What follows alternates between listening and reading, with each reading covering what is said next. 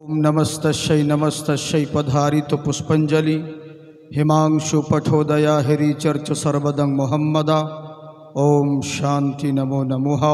हजरत स्टीजरुलमाई किराम तोलाबा इजाम सामिन मुकर्रम बयोज्येष्ठ बयकनिष्ठ सकल श्रोताबिंदुদের জানাই ভক্তিপূর্ণ সালাম। আসসালামু আলাইকুম ওয়া রাহমাতুল্লাহি ওয়া বারাকাতুহু।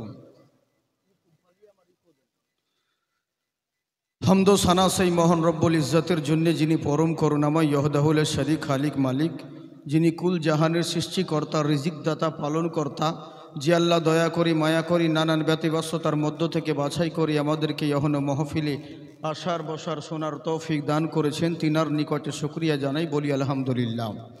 तारपरे हबीबुल हबीब गुरुर गुरु जगत गुरु आकाई नामदार मदानी ताजदार नबी अकरम नूरे मुजस्सम सल्लल्लाहु ताला अलैहि वसल्लमेर पर कोटि कोटि दरुद ओ शांति धारा बर्षित होक। सकलेई बोली आल्लाहुम्मा आमीन। आशा करी आपनारा सब भालो रयेछेन, भालो आछेन तो माशाल्लाह। भालो थाकुन, मुख चोख देखे तो बोझाई जाच्छे के कत नामाज रोजा करेन, किन्तु जे अवस्थाय थाकुन आल्लाहर शुक्रिया आदाय करते हय। आमी एखन शेषेर बेलाय आपनादेर खाওয়াও হয়েছে, एबार आमी आसছি, बुझेছেন। अन्यान्य बार तो आमी प्रथमेই থাকি, एबार आमी लास्टे आছি, माने सिरनी। तबे बापेर कारामत, हुजूरेर कारामत, सबेरই कारामत, बुझलेन। तबे इनशाल्लाह असुविधे नेই। अनेक मोहब्बतेर मानुष आछे, आबार अनेकजन भाबछे जे हयतो माने अनेक देरिते ताहले मने आर आसबे कि आसबे ना, बा हयतो एसेছে कि आसेনি, एरকমও अनेक भावे चले गेছে। चिंतार कोनो कारण नेই। अल्प समय किछु मूल्यवान कथा बोलार चेष्टा करब। माइक में तोमाके इशारा करलाम, बुझते पारला ना। दाওয়ের কাজ কখনো কাস্তে দিয়ে হয় না, কাস্তের কাজ দাও দিয়ে হয় না। ইন্টারনেটের যুগ, এখন কিছু দেখেও শিখতে হয়। हाँ, जे होंडा बड़ो बड़ो होंडा डीजे लागिए काज हय ना। हाँ, माने अनेक किछु ब्यापार रयेछे। आमादेर दिके गुदा बांगलाय एकटा कथा बोले जे जेमन तेमन बिचा किना खांचा भरा बाटखारा। माने 250 शाक रयेछे किन्तु 4 किलो बाटखारा निये घुरे बेड़ाচ্ছে। हाँ, एगुलो एकटा ब्यापार रयेछे। तो माइक जे कोनो जिनिस साउंड सब दिक दिए भालो रखते हैं सोनामुखी। एकटू भलिউম और इको दाओ। आसुन सबाई मिले मोहब्बतेर सहित झुमे झुमे दरुदेर नजराना पड़ी, महफिलेर परिवेश ठीक करी। जिनारा पिछने रयेछेन सामने एकटू घेसिए पड़ी। सबाई मिले बोली आल्लाहुम्मा बोलेছি मोहम्मद वा अला आले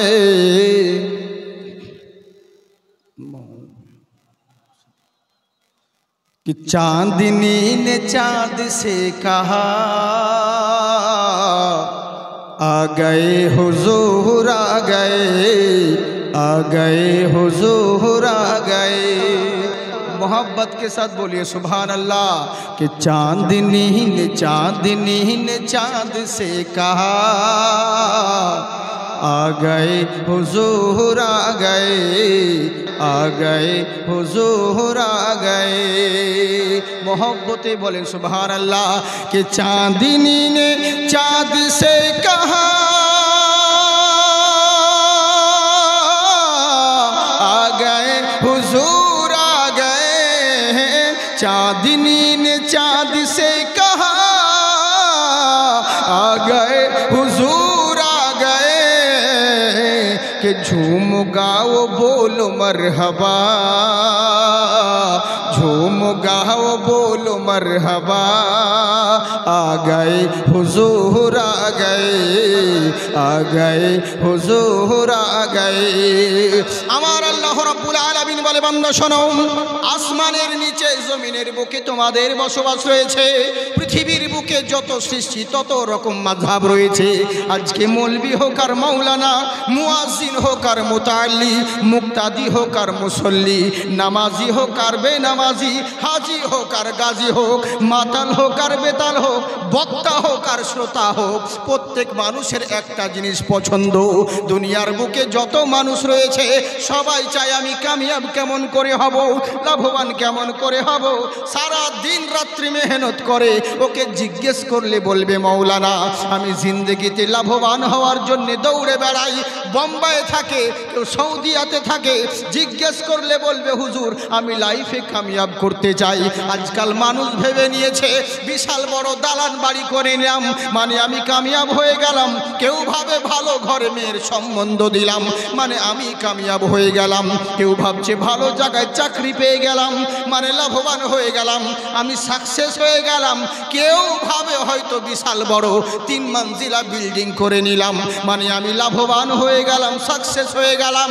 প্রত্যেক মানুষ নানান জনা নানান রকম করে শুধু কামিয়াবির পিছনে দৌড়ে বেড়ায়, সাকসেসফুল হওয়ার জন্য ছুটে বেড়ায়, কিন্তু একটিবার কেউ জিজ্ঞাসা করে না কামিয়াবি পাবো কোথায়, লাভবান কোথায় হওয়া যায়। কেউ যাচাই করে না কামিয়াবি কোথায় পাওয়া যায়, লাভবান কোথায় পাওয়া যায়, আর লাভবান কাকে বলে এগুলো আমরা জানলাম না।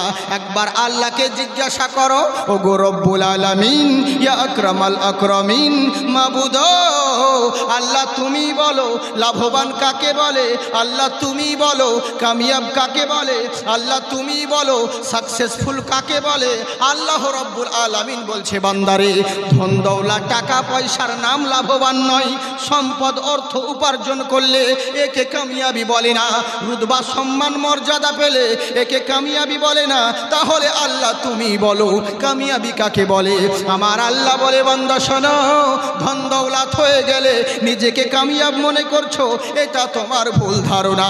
আরে ওরকম ধন দৌলত তো ফেরাউনকেও দিয়েছি যে আমার কথা শোনে না, তাকেও আমি ধন দৌলত দিয়েছি, ওরকম রুতবা মর্যাদা আমি নমরুদকেও দিয়েছি, তাহলে এর নাম কামিয়াবি নয়। ওরকম অর্থ উপার্জন আমি সব কিছু সাদ্দাতকেও দিয়েছি, তাহলে এরা কামিয়াবি নয়। তাহলে আল্লাহ কামিয়াবি কাকে বলে? আমার আল্লাহ বলে বান্দা শোনো, কোরআন তেলাওয়াত করো, কামিয়াবি কাকে বলে আমি বলে দিয়েছি, লাভবান কাকে বলে আমি বলে দিয়েছি, সাকসেসফুল কাকে বলে আমি আল্লাহ বলে দিয়েছি। এই কোরআন তুমি বলো কামিয়াব কাকে বলে, লাভবান সাকসেসফুল কাকে বলে।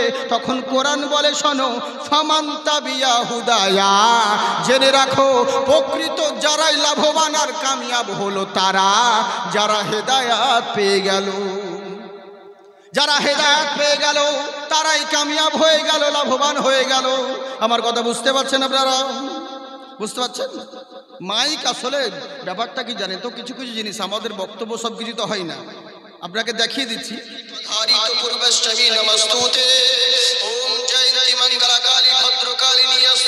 এটা কার গলা বলেন তো? মাইক দেখেছেন তো, মাইকের ব্যাপার রয়েছে, অনেক কিছু সাউন্ডের সিস্টেম থাকে। এলেগে বলছি আমার কথা যদি বুঝতে না পারে তাহলে একটু বলবেন, আমি সেরকমভাবে ধীরে বলবো, কারণ যেরকম পজিশন হবে আমাকে সেরকমভাবে চালাতে হবে। চিন্তার কোনো কারণ নেই, আমরা অলরাউন্ডার মাল আছি, যেমনভাবে যেরকম নেবেন সেরকম কাটবো। যে নাচতে জানে আঙান টাড়া হলেও পারে, সোজা হলেও পারে, কিন্তু দর্শকের দিকেও তো দেখতে হবে। আমি চোখ বন্ধ করে হুম চোখ বলে দিলাম, পাবলিক কি বুঝবে যদি বুঝতেই না পারে? হ্যাঁ, যার জন্যে একটু সেদিকে চেষ্টা করবে ভাই, কারণ অনেক কিছু ব্যাপার রয়েছে। যেমন আপনাদেরকে বলে দিই, প্রত্যেক বক্তার অন্যান্য কোনো যায় আসে না, ও যে কোনো মাইকে চলে যাবে। এমনি সিম্পল যদি কথা বলি যে কোনো মাইকে চলে যাবে। যেমন একটা আপনাদেরকে বলি, হ্যাঁ, মা ফাতিমা তোমায় জানাই হাজারো সালাম, তোমার পিতা দান করেছেন খোদার ওই কালাম। যে কোনো মাইকে চলে যাবে, যে কোনো মৌলবি গেয়ে দিতে পারবে।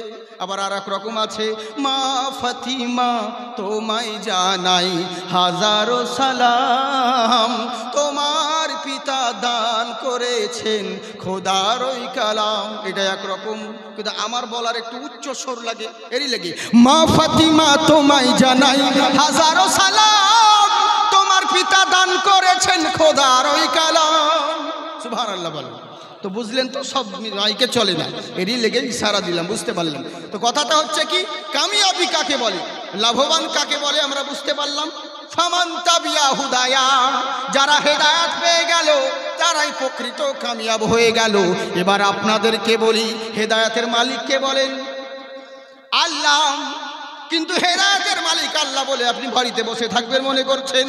না না না, ছেলে জুম্মার দিনে নামাজ পড়ে না, জুম্মার দিনে গাঁজা টেনে বেড়াচ্ছে, ওর গার্জেনকে বলছি বাবা আপনার ছেলেকে একটু শাসন করুন। গার্জেন বলছে হুজুর দোয়া করেন আল্লাহ যখন হেদায়েত করবে তখন হবে। হ্যাঁ, রমজান মাসে ফাঁফা করে আসরের টাইমে বিড়ি টানলো, রাজনীতির নেতা ইফতার পার্টি দিয়েছে, বেটা মাগরিবের সময় মসজিদে দেখছি বেশ দাঁতন ঘুষছে। ওকে বলছি চাচা আসরের টাইমে বিড়ি টানছিলে, এখন কেন দাঁতন ঘুষছো? বলে অল্প বয়সে মৌলবি হয়ে গেছে, বুঝবা না তোমরা। তাহলে বলেন কি খবর? বলে দেখো বাবা এতে তো রোজা না রেখে একটা পাপ করে ফেলেছি, তো ইফতারটা ছেড়ে দিয়ে কি আর একটা পাপ করবো, এই লাগি দেখো ইফতার ছাড়ি না। বুঝলেন? যুক্তি খুব, আসলে আমাদের ওয়াজ নসিহত খুবই হচ্ছে কিন্তু কাজ হয় না, কারণ হচ্ছে আমাদের সিস্টেমের গোলমাল। মৌলবি তো ঠিকই বলছে কিন্তু সিস্টেমের গোলমাল। বাসের মধ্যে দেখলাম বিড়ি টানছে, এখন প্যাসেঞ্জার পাশে যে বসে রয়েছে অসুবিধা হচ্ছে, এই বাড়ির বউয়ের সঙ্গে ঝগড়া করে কিছু পাইনি, এই দেখছে বাসে আর যেতে ছাড়বো না, ঝগড়া করছে, বউকে তো পারে না, এখন বাসে চাচাচ্ছে, তো যে বিড়ি সিগারেট খাচ্ছে তাকে দেখ নাও কি লেখা রয়েছে বাসে যে ধূমপান নিষেধ, আর তুমি ধূমপান করছো। তখন ও আবার ওইদিকে ডান দিকে দেখে, ওখানে দেখবে কি লেখা আছে, তো বলছে কি, তো ওখানে বলছে কোনো কিছু অবজেকশন থাকলে ড্রাইভারের সঙ্গে কথা বলুন। তো ও বলছে তাহলে ড্রাইভারকে যায়, ড্রাইভারের কাছে কেউ যায়, ড্রাইভার সাহেব আপনি দেখছেন আপনার প্যাসেঞ্জার ডিস্টার্ব হচ্ছে, ধূমপান করছে, সিগারেট খাচ্ছে। তো ড্রাইভার আবার ইশারাকে বলছে দেখ ওখানে বোর্ডে কি লেখা আছে। বলে কি? বলে গাড়ি চালাবার সময় ড্রাইভারকে কেউ ডিস্টার্ব করবেন না। এই দেখছে তাহলে কন্ট্রাক্টরকে বলি যে পয়সা নিচ্ছে, একে বললেই কাজ হবে। বলে হ্যাঁ তাহলে ওকেই বলি। কন্ট্রাক্টর যাই, কন্ট্রাক্টর শুধু পয়সা নিচ্ছ, দেখছো না বাসের মধ্যে অভদ্রামি করছে, ধূমপান নিষেধ লেখা তবুও ধূমপান করছে, আমাদের অসুবিধা হচ্ছে। তখন কন্ট্রাক্টর বলছে পিছনে দেখ কি লেখা রয়েছে। বলে কি? বলে বাসের মধ্যে সিন ক্রিয়েট করবেন না, ভদ্রতা বজায় রাখুন। বলছে শালা লেখা তো ঠিক আছে রে, কিন্তু যে সিস্টেম আলাদা, ওয়াজ তো ঠিক হচ্ছে রে, মৌলবি তো ভালোই বলছে, হ্যাঁ শ্রোতাও যে ভুল শুনছে তা নয়, কিন্তু আজ কাজ কেন হয় না? আমাদের সিস্টেম হয়ে গেছে অন্যরকম। বুঝলেন? এই হচ্ছে ব্যাপার। মনোযোগ সহকারে শুনুন বাপজি, একবার হাত উঠিয়ে বলেন আল্লাহু আকবার। माशाअल्लाह मोमिन तो आके देख शखावत की गोद में, मोमिन तो आके देख शखावत की गोद में, ले लेंगे मुस्तफ़ा तुझे रहमत की गोद में। শুধু কালাম দেখুন কত সুন্দর দামি কালাম, মাশাআল্লাহ সুবহানাল্লাহ। নাজরানা হলে গলা এমনিতে উঠে যাবে, তাহলে গেলে হ্যাঁ জিন্দাবাদ থাকুন, অসুবিধে নেই। একবার হাত উঠিয়ে বলেন আল্লাহু আকবার। मोमिन तो आके देख शखावत की गोद में, मोमिन तो आके देख शखावत की गोद में, ले लेंगे मुस्तफ़ा तुझे रहमत की गोद में, ले लेंगे मुस्तफ़ा तुझे रहमत की गोद में। जो घर दे के हिफाजत इस्लाम कर गए, जो घर दे के हिफाजत इस्लाम कर गए, हाँ इस्लाम कर गए, हाँ इस्लाम कर गए, ओ सो रहे हैं चैन से जन्नत की गोद में, ओ सो रहे हैं चैन से जन्नत की गोद में, मोमिन तो आके देख शखावत की गोद में, ले लेंगे मुस्तफ़ा तुझे रहमत की गोद में। তাই আমার আল্লাহ রাব্বুল আলামিন বলে বান্দা শোনো, তোমরা কামিয়াবির পিছনে দৌড়ে বেড়াও, কিন্তু কামিয়াবি কাকে বলে এটা তোমরা জানো না। যারা হেদায়েত পেয়ে গেল তারাই প্রকৃত কামিয়াব হয়ে গেল। এবার আপনি দিনের পর দিন কাটিয়ে দিলেন, মনে করছেন আল্লাহ যখন হেদায়েত করবে তখন আমরা হব, দিনের পর দিন কাটিয়ে দিচ্ছেন, নামাজ নাই রোজা নাই, বলছেন আল্লাহ যখন হেদায়েত করবে তখন আমরা হব। কিন্তু জেনে রাখেন হেদায়েতের মালিক আল্লাহ, তাই বলে আল্লাহর মজবুরি পড়েনি কাউরির ঘরে ঢুকে হেদায়েত করতে যাবে। আমার আল্লাহ বলে বান্দা শোনো, আমি হেদায়েতের মালিক, তাই বলে আমার দায় পড়ে নাই কাউকে জোর করে হেদায়েত করব। তোমার মতন বান্দা এলেই বাকি, আর না এলে বাকি, এলে তোমার ভালাই হবে, না এলে তোমার খারাপই হবে, এতে আল্লাহর কোনো যায় আসে না। কিন্তু আমি আল্লাহ একটা অপশন দিয়েছি, কোনো বান্দা যদি আমার দিকে হেদায়েতের উদ্দেশ্যে এক ধাপ এগিয়ে আসে, আমার কুদরত তার দিকে 10 ধাপ এগিয়ে যাবে। সুবহানাল্লাহ বলেন। তাহলে তোমাকে আসতে হবে, আমার আল্লাহ বলে বান্দা শোনো, হেদায়েত হলে কি হওয়া যায়? হেদায়েত যারাই পেয়ে গেল ফালা খাউফুন আলাইহিম ওয়ালা হুম ইয়াহজানুন, তাদের ইহ জগৎ এবং পর জগতে কোথাও ভয় হবে না। আমি আল্লাহ তাদের জিম্মা নিয়ে নিব। আল্লাহর রাসূল বলেন শোনো, মান কানা লিল্লাহি কানা আল্লাহু লাহু, যারা আল্লাহর হয়ে যায় আল্লাহ তাদের হয়ে যায়। আমার আল্লাহ বলে বান্দারে একবার দুনিয়ার দিকে তাকিয়ে দেখ, কি দিই নাই তোদেরকে? আজকে পেট্রোলের খনি তাও তো দিয়েছি মুসলমানের পাততলায়, আজকে ডিজেলের খনি আমি দিয়েছি তো মুসলমানের পাততলায়, আজকে সোনার খনি আজকে গ্যাসের খনি আমি মুসলমানের পায়ের তলায় দিয়েছি, কোনো কাফেরের পায়ের তলায় দিই নাই। আমার আল্লাহ বোঝাতে চাইলেন, ও জগৎবাসী শোনো, জগৎকে নেতৃত্ব দেওয়ার জন্যে যা যা প্রয়োজন লাগে আমি আল্লাহ সবই দিয়ে দেব। শর্ত হলো একটা, তোরা শুধু আমার গোলাম বেনে যা, সারা জগৎকে তোদের গোলাম বানিয়ে দেব। কেমন গোলাম বানিয়ে দিবেন? কেমন হেদায়েত, কেমন জিনিস দেখুন। আল্লাহর যদি গোলাম হন সারা দুনিয়া আপনার গোলাম হবে। কেমন দেখুন, শর্টকাটে তুমি একটা কথা বলে দিই।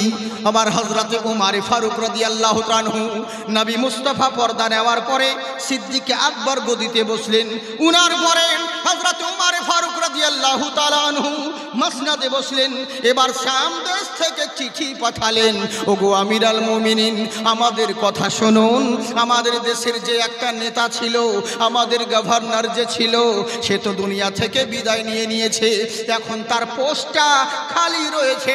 দয়া করে হুজুর আমার চিঠি পাওয়ার সঙ্গে সঙ্গে একটা যুবক দেখে শক্তিশালী নেতা করে আমাদের এখানে পাঠাবেন, কেননা আমাদের দেশের রাহাজানি হয়ে গেছে, অত্যাচার শুরু হয়ে গেছে, মারামারি রাত ছিনতাই হয়ে গেছে, লুটমাট কাটাকাটি দিন রাত্রি হচ্ছে হুজুর, তাই দয়া করে কমজোরি কাউকে পাঠাবেন না, যুবক দেখে শক্তিশালী করে একটা নেতা আপনি আমাদের গভর্নর হাউসে পাঠাবেন।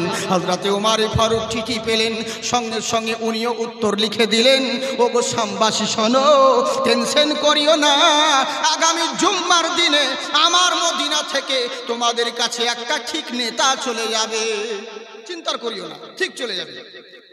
আমি তাড়াতাড়ি করে কথা বলছি, আপনাদেরকে মেন কথাগুলো বলছি, বুঝলেন, শিক্ষার জন্য। এবার করলেন কি, গ্রামবাসী সকলে মদিনা থেকে নেতা আসবে বলে জুম্মার দিন যেদিন ঠিক করা হয়েছিল, সকল মিলে গ্রামের মোড়, যে রাস্তাটা গ্রামের দিকে আসছে, ওই গ্রামের লোক সব রাস্তার মোড়ে দাঁড়িয়ে আছে। আমার নেতা আসবে বলে, মদিনা থেকে নেতা আসবে বলে ওয়েলকাম জানানোর জন্যে, সম্মান জানানোর জন্যে ওই জায়গায় তারা দাঁড়িয়ে রইল। আমাদের নেতা আসবে বলে আমরা যেমন যাই, বক্তা এলে পরে কখন আসবে সব লোকে দাঁড়িয়ে থাকে, কেউ মালা নিয়ে আর কেউ থালা নিয়ে, বিভিন্ন রকম নারা লাগাই, তাকবীর লাগাইবে সম্মানার্থে, স্বাগতম জানার জন্যে। এরাও গ্রামবাসী সবাই মিলে মোড়ের মাথায় দাঁড়িয়ে আছে নেতার অপেক্ষাতে। এবার হঠাৎ করে একটা বয়স্ক মানুষ লাঠি ধরে হাঁটতে হাঁটতে একটা বাচ্চা ছেলেকে বলছে, বাবা তোমাদের গভর্নর হাউস কোথায়? বলে হুজুর গ্রামের ভিতরে। বলে বাবা আমাকে কি একটু দেখিয়ে দিবে? বলে চলেন হুজুর। মুসলমানের ছেলে, বাচ্চা ছেলে সঙ্গে করে নিয়ে গভর্নর হাউসে পৌঁছালেন, আর বললেন হুজুর এই দেখুন এটাই হলো আমাদের গভর্নর হাউস, এখানে আমাদের নেতা থাকতো, এখন নেতা নেই, দুনিয়া থেকে বিদায় নিয়েছে। বললে বাবা গ্রামের মোড়ে রাস্তার ধারে অতগুলো লোক ওখানে কি করছে? বলে হুজুর আর বলবেন না, আমাদের পোস্টটা খালি রয়েছে, আজকে মদিনা থেকে নেতা আসার কথা, নেতার অপেক্ষাতে, তাই আমরা সকলেই তার সম্মানের খাতিরে আমরা দাঁড়িয়ে আছি আমাদের নেতার ওয়েলকাম জানানোর জন্যে। তখন বয়স্ক লোকটা বললে বাবা ওদেরকে গিয়ে বলে দাও তোমরা যেই নেতার জন্য অপেক্ষা করতে আছো ওই নেতা অলরেডি আগে চলে এসেছে। সুবহানাল্লাহ। যেমন বাচ্চা ছেলেকে বোঝাই, তোমরা এখানে মুড়ে দাঁড়িয়ে আছো আর নেতা তো চলে এসেছে, গভর্নর হাউসে বসে আছে। এরা বলছে কখন গেল রে? চোখের সামনে থেকে। আসলে আমাদের মতন তো নেতা নয় যে সামনে পুলিশের গাড়ি পিছনে পুলিশের ভারী, সালারা চোর বলে বডিগার্ড রাখতে হয়, কিন্তু ইসলামিক নেতারা তো চোর নয়, ওরা তো চোর নয়, আমাদের নেতাগুলো চোর। এরই লেগেই তো বডিগার্ড রাখে, কাউরের ক্ষমতা হবে না যে বিনা বডিগার্ডে ঘুরে বেড়ায়। কেউ পারবে না, ও যে পার্টির নেতা বলুন না কেন। কেন বলুন তো? চোর তো, দিলে তো ভয় থাকবে, চোর না হলে ভয় থাকতো না, এটা স্বাভাবিক ব্যাপার। আমাদের নেতারা তো মনে করে যে আমরা মরবই না, পাশে বডিগার্ড আছে তো, কেউ কিছু হলে তো আগেই AK-47 ধাঁধা করে উড়িয়ে দিবে। আল্লাহ বলছে বেশি বাড়াবাড়ি করিস না, তোকে জব্দ করার লেগেও AK-47 লাগবে না, কোনো চাকু লাগবে না, হাতিয়ার লাগবে না, কিচ্ছু লাগবে না, শুধু 4 পিস হাতে গুনে যে লাল পিঁপড়েগুলো হয় লুঙ্গি তলে ভরে দেবো, বাস আপনি জব্দ হয়ে যাবেন। বুঝলেন তো? এই হচ্ছে ব্যাপার। যে মালিক হিরো করতে পারে সে জিরো করতে পারে, তাই বেশি বাড়াবাড়ি জিনিসটা ভালো নয়। এরই লেগে বলে এ মুমিনো सुनो सब्र तो रखो, ये रात आए है सवेरा भी आएगा, फिरऔन आ गया है तो मूसा भी आएगा। চিরদিন সবার সমান যায় না। আচ্ছা বলুন তো দেখি আমার আল্লাহ, এখন কত কষ্ট হচ্ছে বলেন। 24 পড়ে গেল, আর কয়দিন দাঁড়ান, ওয়েট করুন, ইলেকশন আসবে, তখন আপনারাই তখন চেঁচাবেন আর বলবেন ইনকলাব জিন্দাবাদ, বডি থাকবে মাথাবাদ। হ্যাঁ, এরকম তো বলেই লোকে। আমার তো একটা পুরাতন ডায়লগ, না বললে লোকে জানবে না যে ওই জাকিরই এসছে। হ্যাঁ, বলে জাকির সাহেব তুমি বলো আমরা বাদ, যদি করো প্রতিবাদ তো ধর থাকবে তোমার মন্দুবাদ। আমি বলি ভয় করি না রে, আমার জন্মস্থান মুর্শিদাবাদ। বুঝলি তো? তেমনি আল্লাহ আল্লাহ রসুলের নামে হাত উঠলে ওই হাতে কোনোদিন লাকুয়া পড়ে না। হ্যাঁ, ইনশাল্লাহ অরিজিনালটা এসেছি, মোবাইল দেখতে হবে না, মোবাইল দেখে দেখছি। আসলে কোথাও পাগড়ি পরে থাকি তো, কোনো সময় টুপি পরে ঠিক নাই, যেমন যায় ওই যে বললে চতুর্বেদী মানে 4 রকম দেশেও থাকে, ওই লেগে গন্ডগোল হয়। তো চিন্তা নেই, এক পিসি আছি আপনাদের দুয়াতে, অরিজিনালটাই, নকল নেই। তবে একটা জিনিস আমি গর্ব করতে পেরেছি, আমার হুজুর হেলাল উদ্দিন চিশতির বদৌলতে। তিনার দোয়া, তিনার অবদান কত বড় রয়েছে। উনি বলেছিলেন যে যাই হোক না কেন ছোট হা, কিন্তু যেটা তোর যতই শত্রুতা করুক আর যতই দুশ্মনী করুক, কিন্তু পিছনে সব বেটাকে নাম করতে হবে, আর সব জায়গায় যারাই অবহেলা করবে তাদেরকেই তোর দরকার হবে। আজকে নুরুল হুদা একাডেমি, বীরভূমের ভীমপুর একটা বলে নুরুল হুদা একাডেমি আছে। পরশু দিনকে ইউটিউবে দেখলাম সেখানকার ছাত্ররা পর্যন্ত আমার নকল করছে, কিন্তু নকল করার চেষ্টা করছে, কিন্তু হয় না। বুঝেছেন? কিন্তু চেষ্টা তো করছে। এরকম বহু বহু বড় বড় ইউনিভার্সিটির তালিব ইলম বলুন, মৌলবি বলুন, মানে আমার তারজের নকল করতে যায়, কিন্তু হয় না। আর এরই লেগে আমাকে স্পিডে বলতে হয়। আর আমি সংস্কৃত পড়ি, কিন্তু ডাইরেক্ট মানা করি না, মানে আলহামদুলিল্লাহ রাব্বিল আলামিন আর রহমানির রহিম, কিন্তু আমি মানা করি আগে আর রহমানির রহিম, তারপর আলহামদুলিল্লাহ রাব্বিল আলামিন মানা করি। কেন বলুন তো? তাহলে নকল করে ধরা পড়ে যাবে, বেটা আমার নকল বলছে, এরই লেগে। বুঝতে পারছেন তো? তো এই হচ্ছে ব্যাপার। তো চিন্তা নেই, আপনারা ভালো মানুষ। একবার হাত উঠিয়ে বলেন আল্লাহু আকবার। জি, তাই এবার করলো কি, আমাদের নেতা কখন চলে এলো, সবাই গভর্নর হাউসের সামনে হাজির হয়েছে। বলে আসসালামু আলাইকুম। বলে ওয়ালাইকুম আসসালাম। মান আনতা? হুজুর আপনি কে? বলে আমি হলাম তোমাদের আমির আল মুমিনিন, উমারে ফারুক আমাকে পাঠিয়েছেন, তাই তোমাদের এখানে আমির হয়ে আমি এসেছি, নেতা হয়ে এসেছি। কিন্তু যারা চিঠি লিখেছিল মুরল মাতব্বর কমিটিরা, এদের মন খারাপ হয়ে গেছে। কেন? যে বারবার বলেছিলাম আমাদের দেশের রাহাজানি, চুরি ছিনতাই হচ্ছে, মার্ডার হচ্ছে, একটা যুবক দেখে শক্তিশালী নেতা পাঠাবেন, কিন্তু এরকম কেন বয়স্ক লোককে পাঠালো যে নিজে ঠিক মতন দাঁড়াতে পারে না, লাঠির ভর করে চলে, আর ওকেই কেন পাঠালো? মন খারাপ হয়ে গেল, কিন্তু উপায় নেই। উমারে ফারুক যখন পাঠিয়েছেন মেনে তো নিতে হবে। বলে হুজুর আপনি যখন আমির হয়ে এসেছেন, আপনাকে মাথা নত করে মেনে নিলাম, বলুন আপনার কি হুকুম রয়েছে, কি আদেশ রয়েছে, আমাদেরকে কি করতে হবে? বলে শোনো বাবা, এতদিন যা করেছ আমার কথা কানে ভরে নাও, কান আর মন একদিকে দাও। বলে বলেন হুজুর? বলে এতদিন যা কিছু করেছ সব মাপ, কিন্তু আজ থেকে কড়া অর্ডার দিলাম। বলে কি? আজকের রাত্রে এশার নামাজ পড়ার পরে যে যার তোমরা নিজের নিজের বাড়ি চলে যাবে। এশার নামাজ পড়ার পরে বাড়িতে প্রবেশ করবে, কিন্তু আর রাত্রে কেউ বাড়ির বাইরে বেরো হবে না। ফজরের আজান শোনার পর তারপর তোমরা বাড়ির বাইরে বের হবে। আর এরই মধ্যে যদি রাত্রে বেলায় তোমাদেরকে বাইরে দেখি, কিন্তু কেউ তোমরা জিন্দা বাড়ি ফেরত যেতে পারবে না। যারা চোর ডাকাত ছিল তারা মুচকি মুচকি হাসছে, বয়স হয়ে গেছে, বড় বড় ভাষণ দেখো, সামনে দেখা যাবে রাত্রে বেলা কে কত বাহাদুর, ধাক্কা মেরে তো পড়ে যাবে। আবার বড় বড় ভাষণ, মানে বয়স্ক মানুষ তো বলে কেউ অবহেলায় কাটিয়ে দিচ্ছে, কোনো ভ্যালুই নেই। বয়স্ক তো কি হবে, আবার বয়স্ক মানুষ বলে কোনো গুরুত্ব দেয় না। কিন্তু এরা জানে না যে পৃথিবীর বুকে সর্বপ্রথম সর্বমর্যাদা যদি হাতিয়ার থাকে, তো সেই হাতিয়ারের নাম কোনো AK-47 নয়, কোনো রাইট বোমা নয়, কোনো পরমাণু বোমা নয়। সব থেকে বড় হাতিয়ারের নাম হলো ঈমান। ইমান যদি তোমার মজবুত থাকে সব লাভবান কামিয়াব, আর ইমানটাই যদি কমজোরি হয়ে যায় তাহলে সবই গেল। আজকে ভারতবর্ষের বুকে এটা কেন হলো বলুন তো? এই অবস্থা, এই দুরবস্থা কেন হয়েছে? কারণ এই দুরবস্থার কারণ হচ্ছে আমরা, বুঝেছেন?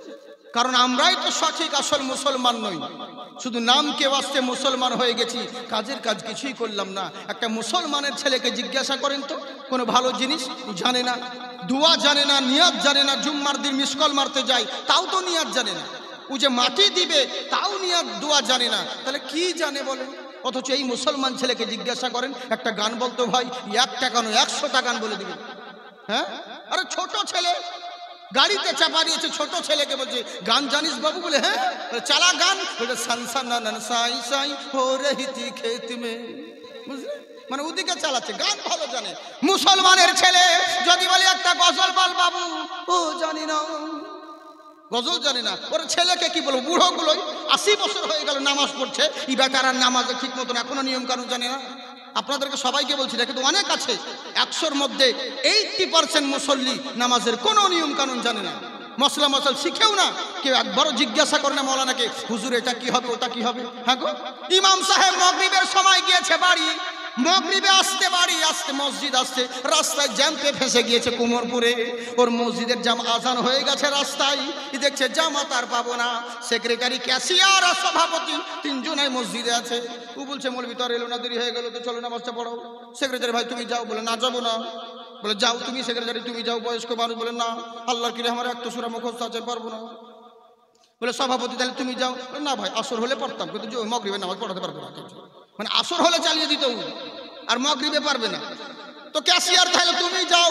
বলে খোদার কসম ভাই আমার শুধু 2টা সূরা মুখস্থ আছে। বলে কি কি? বলে আলহামদুলিল্লাহ আর সূরা ফাতিহা। মানে ওই একটা সূরা ফাতিহা আলহামদুলিল্লাহ, কিন্তু ওটাও জানে না, বুঝে আমার এই 2টাই মুখস্থ আছে, আর কোনো সূরা মুখস্থ নাই। এই তো হচ্ছে আমাদের অবস্থা, বুঝেছে? ইমাম যদি ভুল করে, মুক্তাদি যে পিছনে দাঁড়িয়ে লোকমা দিবে, সেই যোগ্য মুক্তাদিও নাই। জোহর আসরের নামাজে কেরাত করতে হয় নীরবে আস্তে, মাগরিব এশা ফজরের কেরাত হয় জোরে, তাই তো বাবজি জাহিরে কেরাত হয়। তখন আসরের টাইমে ইমাম সাহেব ঘুম থেকে উঠে নামাজে দাঁড়িয়েছে, মুখ দিয়ে আস্তে কেরাত করবে, কেউ জোরে বার করে দিয়েছে আলহামদুলিল্লাহি রাব্বিল আলামিন। তো পিছন থেকে মুক্তাদি লোকমা দিচ্ছে কি দেখেন, হুজুর আস্তে, হুজুর আস্তে, জোরে হয়ে যাচ্ছে। এই তো হচ্ছে লোকমা, বুঝেছে? এতদিন হয়ে গেল এখনো কিছু শিখলোই না, জানলোই না। চাচাকে মসজিদে গিয়ে বলছি, চাচা। বলে কি বাছা? বলে আপনি তাকবীর দেন, আমি নামাজ পড়াই, আমি নামাজ পড়াবো, আপনি একামত দেন। বলে তুমি আমাকে দিতে হবে? বলে হ্যাঁ। বলে দিচ্ছি বাবু দিচ্ছি। লুঙ্গি জড়তে জড়তে টাইম 5 মিনিট গেল। এবার বলছে হাইয়াল সালাতে, হাইয়াল সালাতে, হাইয়াল ফালাতে, হাইয়াল ফালাতে, কদ কামাতে সালাতে, কদ কামাতে সালাতে, আল্লাহু আকবার, আল্লাহু আকবার। তাকবীর শেষ হয় না, সালা আসরের তাকবীর মাগরিব করে দিছে। চাচা দাঁড়াও, আবার তাকবীর হলো নাকি? বলে কেন, ভুল হলো নাকি বাপ? এইভাবে তো আজকে 70 বছর চলে গেল। মানে চলে গেল বলে ওর কোনো পাত্তা নাই, ও এইভাবে চালিয়ে দিতে চাইছে। কিন্তু একবার ইমামকে জিজ্ঞাসা করে না, হুজুর এত বছর ধরে যে নামাজ পড়ছি, নামাজের মশলাটা একটু বলে দিন, নামাজের নিয়ম কানুন বলে দিন। 3 রাকাত ছুটে গেলে কি করতে হবে, 2 রাকাত ছুটে গেলে কি করতে হবে, এগুলো কেউ জানার জিজ্ঞাসা করে না। হুজুরকে জিজ্ঞাসা করছে কি? বলে হুজুর বিটির বিয়ে দিব, তো বক্স বলছেন জোরে বাজার যাবে না, তো আস্তে বাজালে তো হবে। ওই প্রশ্ন করছে, হুজুর আস্তে বাজালে হবে না? আস্তে বাজালেও হবে, মানে জোরে বাজালে অসুবিধা হবে, তো আস্তে বাজালে, তা আস্তে বাজালে হবে না, এই প্রশ্ন করছে। বলে কেন হুজুর? হুজুর বলছে না ভাই নিষেধ করছি, আমি অনুরোধ করছি, বিয়ের জিনিস নবীর সুন্নত, এরকম কাজ করিও না। তাহলে বেধর্মীরা তোমার মধ্যে তফাৎ কি থাকলো? কেন গান বাজাবা? গান বাজিয়ে তোমার লাভটা কি হবে? বলে হুজুর ছেলে পিলের ব্যাপার, বুঝতে পারছেন, বলছি তো শুনছে না। একটাই তো দিন, বিয়ের দিন আনন্দ করবে না তো কি করবে? একটাই বোন, বিয়ের দিনে আনন্দ করবে না তো কি করবে? হ্যাঁ তাহলে তোমার বাপ মরবে, সেদিনে আনন্দ করিও। ও তো একটা দিন, তোমার বাপকে রোজ রোজ মরবে, ওই একটা দিনই তো মরবে, তো ওই দিনে আনন্দ করো ডিজে বাজিয়ে, বুঝলেন? এই তো হচ্ছে আমাদের অবস্থা। মুসলমান অন্যায়ের উপর অন্যায় করে যাচ্ছে, দিনের পর দিন চলে গেল, এখনো শিখতেই পারলো না যে কি জিনিস, কোনো নিয়ম কানুন এগুলো কিছুই জানে না, বুঝলেন? কিন্তু মুখে আবার বলে আমাদের ঈমান ভালো আছে। ওরকম মুখে ঈমান বললে হবে না। প্রকৃত ঈমান যদি তোমার মজবুত থাকে, মুসলমান কাউকে দেখে ভয় করবে না, ওকে দেখে সবাই ভয়। লোকে মনে করছে কোনো ব্যাপার নেই, ক্ষমতা রয়েছে, যা ইচ্ছে তাই করে দিব। এদেরকে যদি বলছি একটু আখেরাতকে ভয় করো, বলে তোরা মুসলমান, তোরা আখেরাতের চিন্তা করবি, আমাদের কোনো ব্যাপার নাই। বলে কেন? ওম শাহা নমস্তুতে, একবার মরে যাব, শ্মশানে পুড়িয়ে দিবে, গঙ্গাতে যখন আমাদের অস্থি ভাসিয়ে দিবে, সব পাপ মাফ হয়ে যাবে। এটা ভুল ধারণা। গীতা পড়ো, বাইবেল পড়ো, কি লেখা রয়েছে? বলে কি? ওম অন্তিম মহারিষি উচ্চারম পরব শান্তি যমরূপম আতিব জয়ন্তী নমো নমঃ। হে বৎসরা, তোমরা কি ভেবে নিয়েছো দুনিয়ার বুকে থাকাকালীন ক্ষমতার জোরে যা ইচ্ছে তাই করে বেড়াবে, মানুষকে মানুষ মনে করবে না, দেবতার নাম করে মানুষের প্রতি জুলুম করবে, নির্যাতন করবে, আর ভাবছো কোনো ব্যাপার নেই, মরে যাব, শ্মশানে পুড়িয়ে দিবে, কেসা খতম হয়ে যাবে। এটা তোমার ভুল ধারণা। পরব শাস্তি যমরূপম অতি ভয়ঙ্করম। জেনে রাখো, মরার পরে শ্মশানে পুড়িয়ে দিলে কখনো পরিত্রাণ পাবে না। যেই মালিক তোমাকে সৃষ্টি করেছে, যারা পরিমাণ যদি অন্যায় করে থাকো, যদি অত্যাচার করে থাকো, এর তোমার জন্য ভয়ঙ্কর শাস্তির ব্যবস্থা হবে। মরে গিয়েও কিন্তু কেসা খতম হবে না। এ কথা আমার কোরআনেও আছে। মুসলমান তোমরাও ভেবে নিও না যে মরে যাব, কবরে দিয়ে দিবে, কেসা খতম হয়ে যাবে। না না না। কাইফা তাকফুরুনা বিল্লাহি ওয়া কুনতুম আমওয়াতান ফাআহইয়াকুম সুম্মা ইউমীতুকুম সুম্মা ইউহয়িকুম সুম্মা ইলাইহি তুরজাউন। কি করে অস্বীকার করিস বান্দারে? একবার নিজের দিকে ভেবে দেখ। আজকে বিশাল বড় বক্তা হয়েছিস, আজকে বিশাল বড় মাস্টার হয়েছিস, আজকে বিশাল বড় ব্যারিস্টার হয়েছিস, আজকে বিশাল বড় জজ ব্যারিস্টার হয়েছো, নামি দামি মানুষ হয়েছো, কিন্তু তোমার ব্যাকগ্রাউন্ডে খুলে দেখো কি তোমার বাহাদুরি? আরে তুমি তো একটা নাপাক পানির তৈরি।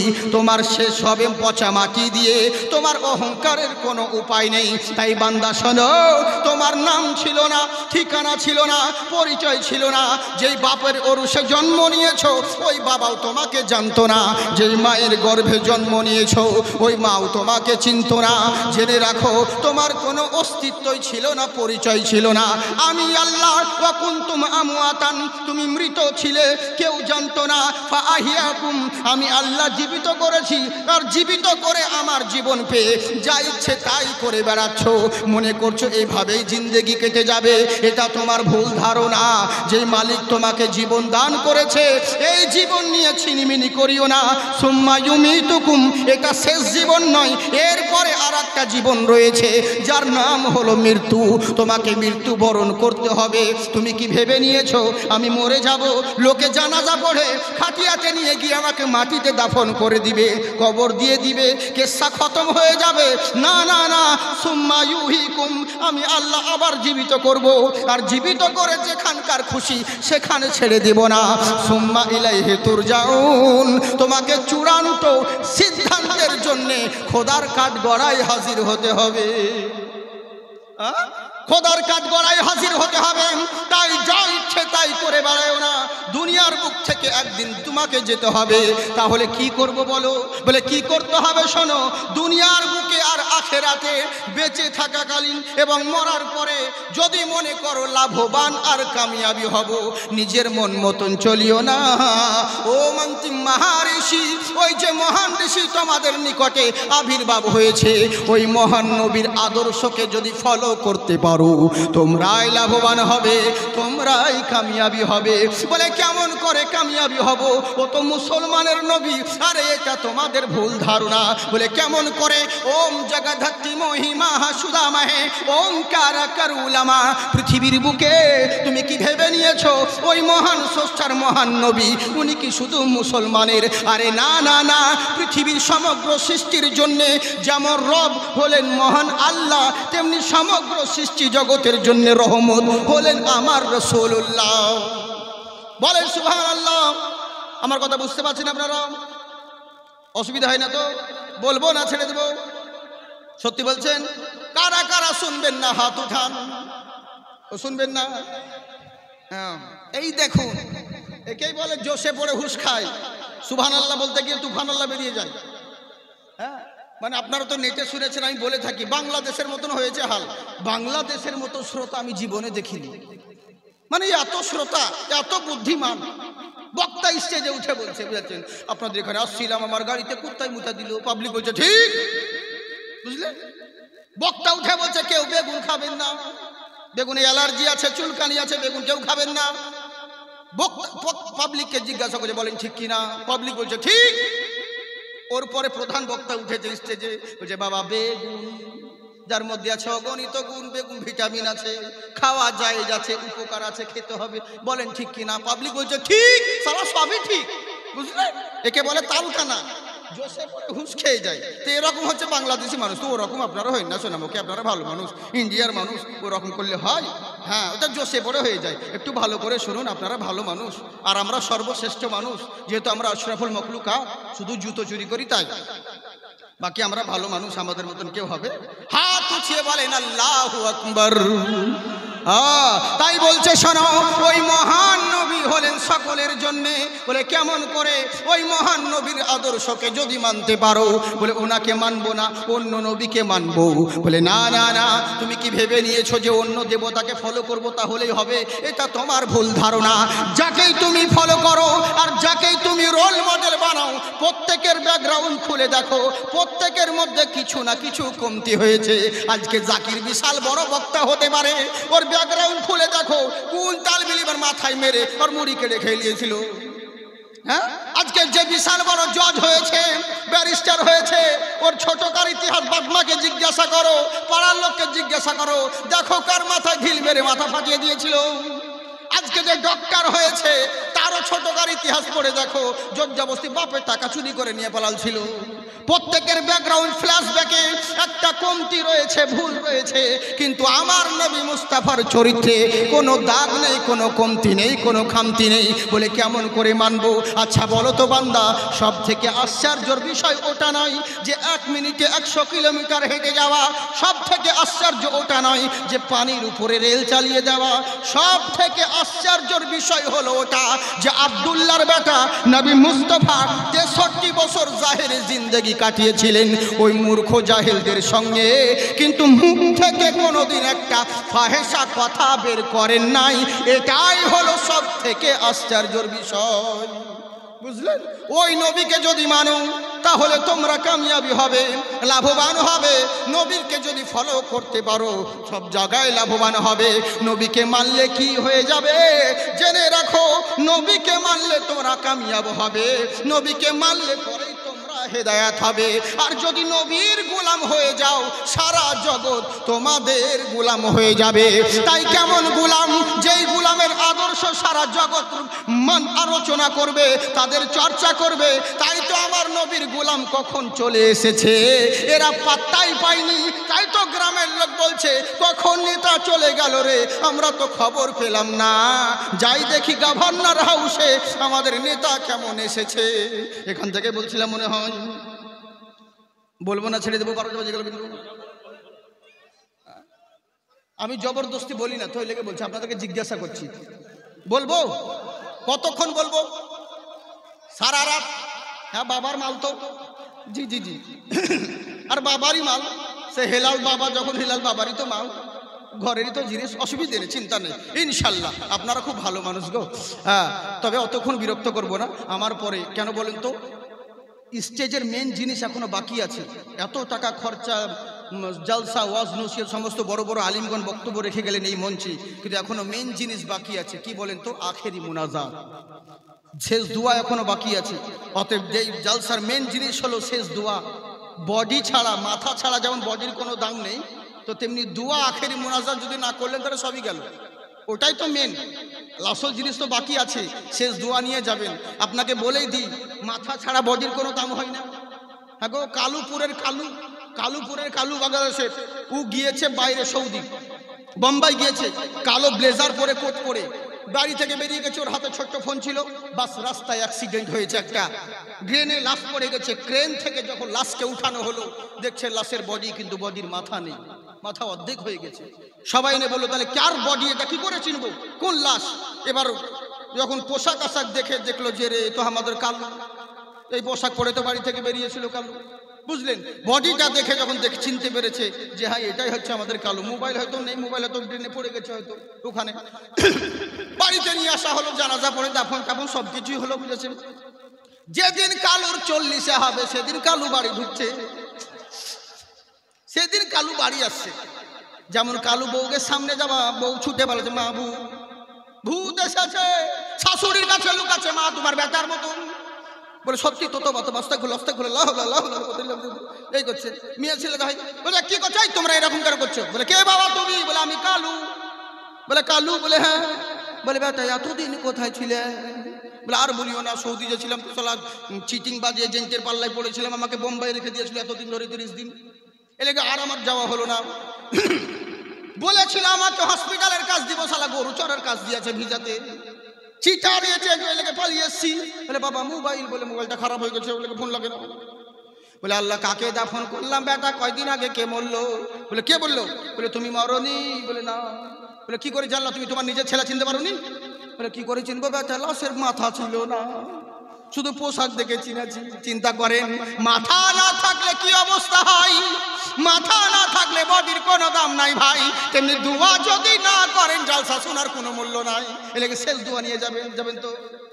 সত্যি যাবেন? মাশাআল্লাহ, জিন্দাবাদ। আপনারা